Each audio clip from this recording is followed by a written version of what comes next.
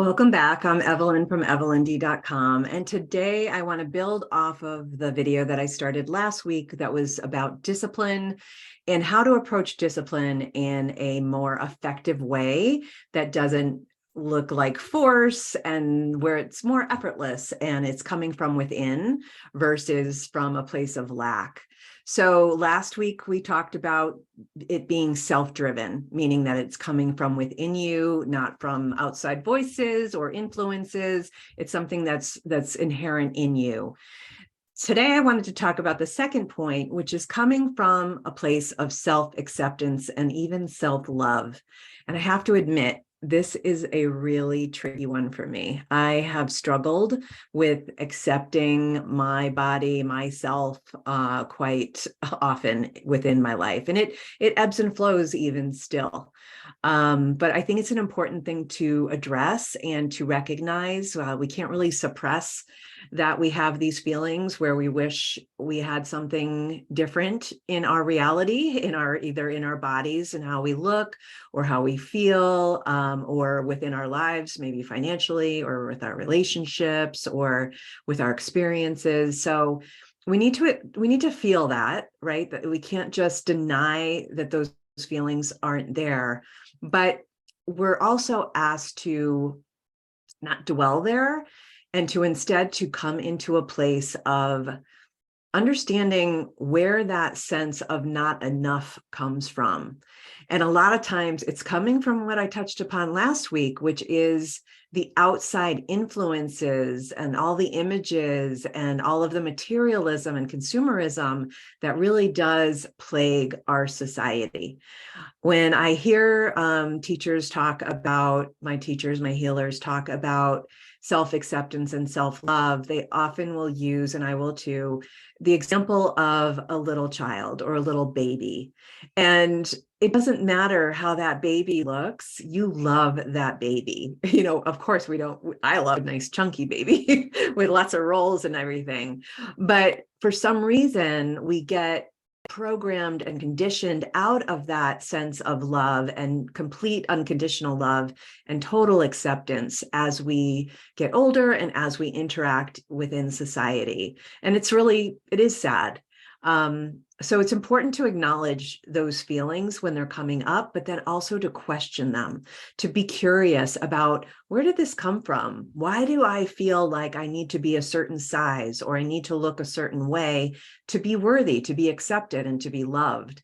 And chances are the answer is not real. It's coming from kind of a projection that, we've either taken on in our belief system, or that's been projected on us so much that it's almost like we're brainwashed.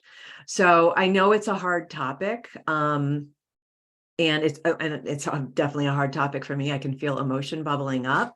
But I wanted to stress that it's really important to work through the emotions and how important it is when it comes to the change process and being disciplined, that coming from a place of self-love and acceptance will bring way more effortless and beautiful, sustainable results than if we're coming from a place of self-hate and lack. So I'm just going to share a quick visual that I have, and give me a second here.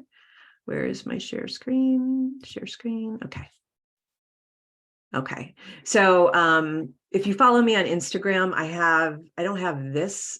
I might have this posted, but I have a little post from last week that talks about the 4 areas that I'm going to cover in this video series.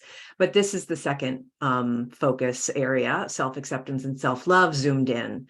And in the email that I shared last week, and I'll have another one probably going out early next week, I talk about the late 90s experiments that Dr. Emoto published in his book.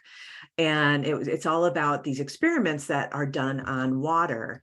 And so basically, if you haven't heard of these experiments, I mean, it's been around for a while, but if you've never heard of them, he took bottles or jars of water, and in one separate room, he would have the intention of love directed towards the bottle of water or the jar of water. And then he would have appreciation. So the words thank you. And then in the third bottle, it would be hate and disgust.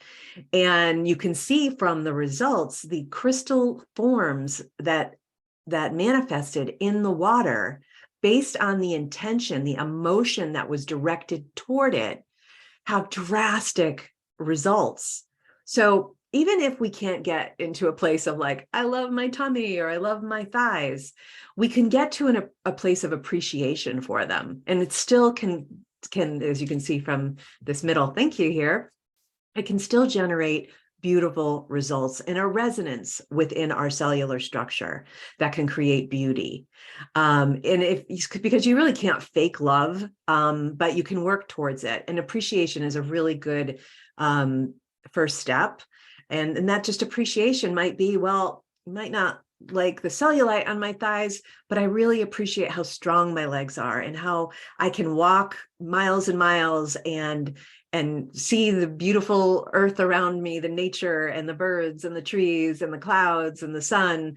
And my legs can bring me around, even though they might not be perfectly, toned and so on. So we can maybe start with that place of appreciation, which it's kind of like looking for the silver lining in the cloud, right? So we're not focusing on just what's wrong with us. We're finding the good, right? So you just find what might be good. And if it's about overall appearance, maybe there's something within the structure of your body. Maybe it's if you have a delicate wrist, like I have a wrist that I can wrap around, maybe it's your bone structure. Maybe it's your legs or your waist or your shoulders or another part of your body that you can appreciate and not criticize.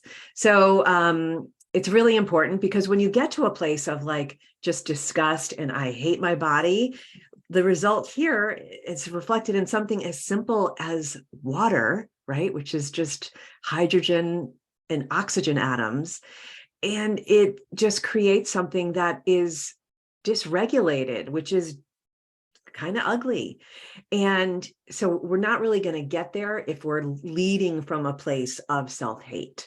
So it's really important when you're looking and embarking on the change process, when you're striving for having more consistency and discipline, is to try to come from a place of self-acceptance, maybe eventually to self-love, and finding maybe parts of you, or maybe it's not just looks, maybe it's the way it functions.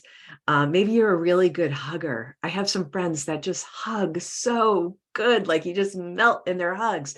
Or maybe you're a really good listener, or you're really funny, or you're a really good cook, or you're a really good gardener. Whatever it is, find the good and bring your energy towards that. And, kind of get that, like I'm feeling right now, that tingly energy, and try and direct that in some small way towards yourself.